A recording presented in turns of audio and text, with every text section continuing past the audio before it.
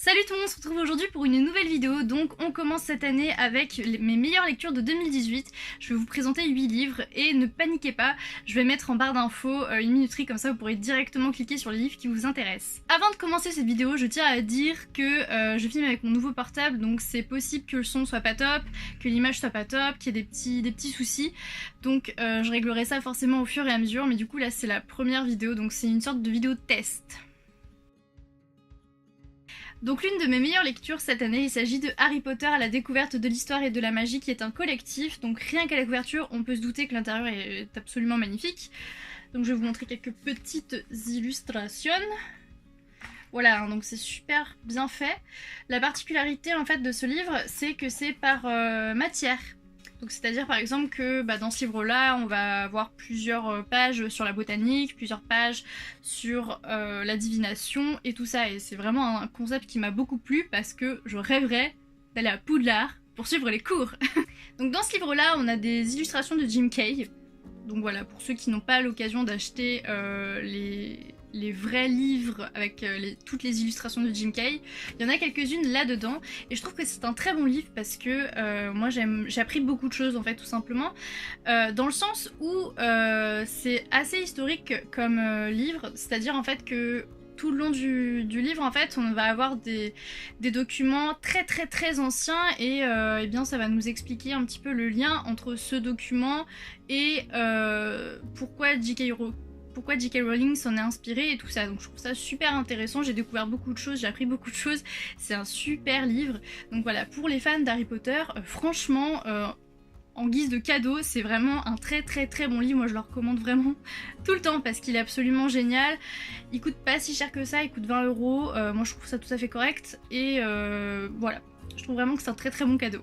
Donc voilà, le visuel, c'est quelque chose de très précieux dans ce livre là, donc franchement, gros kiff. Ensuite, un livre que j'ai vraiment apprécié, il s'agit de Butter de Erin Lang. Donc ça c'est un livre que j'ai reçu en service de presse. Et c'est vraiment le service de presse que j'ai adoré plus que tout au monde cette année. Franchement, c'était une magnifique découverte. Je suis vraiment pas prête d'oublier cette histoire. Il trône très fièrement dans ma bibliothèque. Franchement, il est magnifique. Il me tient vraiment à cœur ce livre-là. Donc en fait, on va retrouver Butter qui, le soir du 31 décembre, décide de se filmer en train de manger jusqu'à temps qu'il meure. Et en fait, mine de rien, c'est un livre qui traite de sujets très importants comme la grossophobie, le harcèlement scolaire, le harcèlement tout court et le suicide. Donc c'est vrai que quand j'ai lu le résumé, je me suis dit ça va être quelque chose d'assez humoristique, et c'est vrai qu'il y a de l'humour dans ce livre-là, mais en fait, on fait passer des messages très forts, des messages et des thèmes très importants à travers de l'humour. Enfin, c'est vraiment un livre que j'ai vraiment adoré. Le personnage principal est vraiment très intéressant, on va suivre toute sa vie forcément puisqu'il est personnage principal, mais c'est vraiment un livre qui est très bien fait, très bien écrit. Franchement, c'est une magnifique lecture. J'ai lu un livre et je vous en ai parlé des millions de fois, il s'agit de Chroniques de la fin du monde, donc ça c'est le tome 1 de Susan Ben Pfeffer, c'est dur à dire. Je vous en ai beaucoup parlé parce que je l'aime vraiment d'amour, c'est vraiment un excellent tome 1. Donc en fait, dans ce livre-là, on va être face à un phénomène totalement inhabituel puisque ça va être limite l'apocalypse en fait. La Lune s'est dangereusement rapprochée de la Terre et vous vous doutez que ça a créé vraiment des phénomènes horribles sur Terre. C'est-à-dire qu'il faut survivre, on ne vit plus, on survit. Et ce que j'aime vraiment d'amour dans ce livre-là, c'est que on est totalement dans la survie, c'est-à-dire que on va avoir les différentes techniques pour survivre. Enfin, ça semble tellement réel en fait, et ce que j'aime aussi beaucoup, c'est qu'on parle beaucoup de nourriture dans ce livre-là, et pour moi c'est juste... on s'y croirait vraiment, on penserait vraiment qu'on est dans le livre, et je trouve ça juste génial. Ce qui m'a aussi plu dans ce livre-là, et qui est vraiment un élément clé, c'est les personnages. Les personnages sont absolument fabuleux, ils sont très intéressants, ils s'apportent tous quelque chose les uns les autres. Et waouh. Voilà. Franchement, je ferai une vidéo à elle toute seule de cette saga-là, je pense. Parce que vraiment, j'ai totalement adoré ce tome 1. Les autres tomes aussi, bien sûr. Mais ce tome 1 là, c'était vraiment une superbe découverte. Et maintenant voici un livre qui me tient à cœur, que j'aime énormément et qui colore ma bibliothèque, qui est magnifique. Il s'agit de Vagin tonique de Lillison. Donc comme le titre l'indique, ça va parler de vagin, de sexualité, de féminité. Et c'est un livre que j'ai apprécié énormément déjà parce que les illustrations, elles ont beau être assez simples, elles sont très colorées, elles sont très Pepsi, c'est super agréable à regarder. Enfin voilà, moi j'ai vraiment adoré, donc voilà. Ensuite, ce que j'ai apprécié, c'est que c'est un livre qui est très complet et que j'ai appris énormément de choses parce que mine de rien, il y a beaucoup de choses qu'on ne sait pas. Et dans ce livre-là, du coup, j'ai rattrapé mon retard, j'ai appris énormément de choses. Et le truc, en fait, je m'y attendais absolument pas, c'est que j'ai pris beaucoup de plaisir à lire un livre sur la sexualité, le vagin, parce qu'il est magnifique, il est très bien construit, il est très bien fait. Donc voilà, si vous devez lire un livre de type là, eh bien je vous recommande vraiment celui-ci parce qu'il est génial, il est magnifique. Non mais regardez ça quoi, il est ouf quoi, il est sublime. En 2018, j'ai reçu un service de presse qui m'a aussi fait beaucoup d'effet. Il s'agit de Titan Noir de Florence Aubry. Donc ce qui m'a vraiment marqué dans ce livre-là, c'est tout simplement l'histoire elle-même, le résumé qui m'intéresse beaucoup, qui va dénoncer ce qui se passe dans les parcs marins.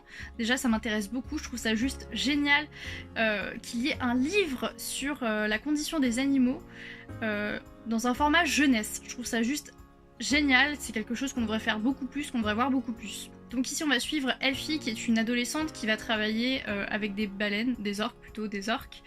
Donc leur apprendre des tours et tout ça pour des spectacles. Et puis petit à petit elle va se rendre compte que c'est juste inhumain, que ces animaux vivent dans des conditions déplorables et qu'elle ne veut pas faire ça tout simplement. Ce que j'ai apprécié beaucoup dans ce livre là, c'est que ça dénonce absolument toute la vérité. Toute la vérité sur les parcs marins. C'est-à-dire que j'ai appris énormément de choses parce qu'il y avait beaucoup de choses que je ne connaissais pas.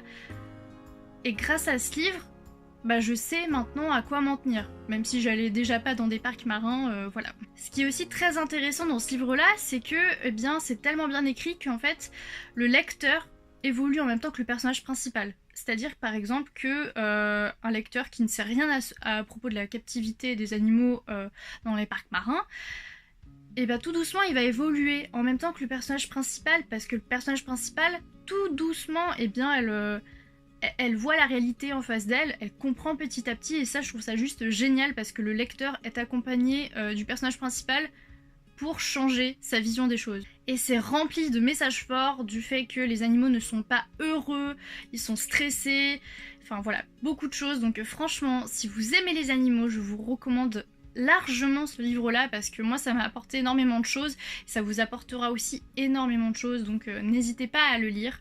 Il est un peu triste, mais je pense que c'est vraiment ce qu'il faut pour comprendre et changer les choses. J'ai lu un livre qui me tenait vraiment à cœur et qui a attisé ma curiosité. Il s'agit de Un sari couleur de boue de Cachemire Chet ou 7, je sais pas comment ça se dit. Donc là on va être en Inde en 1920, on va suivre une jeune fille qui s'appelle Lila, enfin une jeune fille, une enfant et ensuite une adolescente qui s'appelle Lila et qui a été mariée à 9 ans et qui se retrouve veuve à 13 ans. Et à ce moment-là, à cette époque-là, en Inde, le veuvage c'était extrêmement mal vu, c'est-à-dire que ça portait malheur, qu'il fallait pas que les femmes sortent, elles devaient rester isolées pendant 1 an, elles ne peuvent pas se remarier et tout ça. Et moi, comme je ne connais absolument pas la vision de l'Inde, surtout à cette époque-là, ça m'a beaucoup intéressée parce que je me suis dit, tiens, qu'est-ce que ça fait le veuvage? Quelles sont les conséquences dans ce pays? Qu'est-ce qui se passe? Qu'est-ce que ça va donner? Et du coup, ce livre m'a permis de découvrir les conditions des femmes en Inde en 1920. C'était vraiment très intéressant. J'ai appris plein de choses. Et moi, j'aime bien apprendre des choses durant mes lectures. Et en plus de ça, on va suivre un personnage, donc Lila, qui va se battre pour ne pas être comme toutes les autres femmes veuves. Voilà, elle va se battre pour s'en sortir, pour devenir quelqu'un, pour faire quelque chose de sa vie. Et ça c'est encore plus intéressant parce que on se dit justement, ah, il y a un but à tout ça, il y a un but, enfin c'est très intéressant. Donc voilà, si vous êtes intéressé par les conditions des femmes en Inde en 1920, je vous recommande vraiment ce livre là qui est très intéressant. La plume elle est super douce, franchement j'ai passé une super lecture et je l'ai lu très rapidement. À la masse critique Babelio, j'avais été sélectionnée pour lire BOA, la loterie funeste de Magali Laurent. Donc c'est franchement une très grosse surprise aussi. En fait, la couverture m'attirait beaucoup, le résumé m'attirait beaucoup, Mais vous savez, vous pouvez pas être certain que vous allez aimer un livre. Enfin, vraiment. Et grosse surprise, c'était génial, franchement. Donc je vais le résumer de manière très grossière. Donc c'est-à-dire que on va avoir deux types de personnes. On va avoir les humains qui servent de sac à sang pour nourrir les BOA. Donc les BOA qui sont entre guillemets des humains infectés par un virus et qui pour survivre doivent boire du sang frais d'humain. Ce que j'ai apprécié vraiment dans cette lecture, c'est les conditions des humains. C'est-à-dire que, bon c'est un peu trash hein, bien sûr, mais ici les humains sont, on va dire, considérés comme des esclaves et c'est intéressant dans le sens où c'est quelque chose de très fictif. Donc on a les humains infectés, donc on va dire les créatures, et d'un autre côté on a les humains qui servent d'alimentation quoi. Mais ce n'est pas tout, parce qu'on a certains humains qui sont des privilégiés, pardon, et qui vivent dans des tours très luxueuses, mais qui sont dans le total déni de ce qui les attend. Voilà. Et un beau jour, eh bien, il y a 6 humains qui ont été sélectionnés parce qu'ils ont un sang vraiment délicieux. Ils ont été sélectionnés pour participer à une loterie et ils vont être gagnés par leur futur propriétaire. Voilà, donc on est très clairement dans l'humain-objet. C'est assez particulier, mais franchement... L'univers il est top, il est super bien écrit, franchement. On dirait vraiment que l'auteur... Enfin, concrètement c'est tellement bien écrit qu'on dirait vraiment que cet univers existe. Voilà, donc moi j'ai vraiment apprécié. Je vais essayer de me trouver le tome 2 et 3, mais ça a l'air un petit peu compliqué. Mais en tout cas j'espère vraiment pouvoir un jour lire la suite. Pour finir cette vidéo, je vais vous parler de Le mystère du corps humain de Jean-Paul Schouten et Flo Rieder. Donc déjà on va admirer calmement la couverture, donc c'est un peu du carton. Voilà, donc ici c'est un peu, c'est du tissu, enfin je sais pas trop comment dire, c'est une sorte de tissu. Et surtout on a les pages dorées et ça c'est vachement cool. Alors, j'ai demandé ce livre-là parce que déjà il m'attirait beaucoup au niveau de la couverture, hein, on va pas se mentir. Et aussi je me suis dit quand je l'ai vu, pourquoi pas, parce que j'ai tellement de retard dans les sciences, pourquoi pas justement rattraper ce retard et m'enrichir un petit peu culturellement avec ça. Et c'est vrai qu'en fait, quand tu lis quelque chose qui ne t'intéresse pas forcément avec un très joli livre, ça change tout de suite les choses. Donc je vais vous montrer quelques illustrations. Enfin franchement il est magnifique ce livre, il est vraiment très très joli. Voilà par exemple. Voilà, franchement, moi j'aime beaucoup les illustrations, c'est souvent dans les mêmes tons de couleurs, mais moi je trouve ça très très joli. Et c'est un livre qui est super complet, hein. On va parler du cerveau, de l'estomac et de tout ce que vous voulez. Enfin voilà, donc c'est un livre qui est plutôt orienté jeunesse, mais franchement il fait largement l'affaire pour un adulte aussi, hein. Je suis pas tout à fait d'accord avec la tranche d'âge du livre, hein. Pour moi il convient parfaitement à des adultes parce qu'il est pas du tout gamin, il est pas du tout enfantin. Dedans il y a des anecdotes, tu t'en douterais jamais.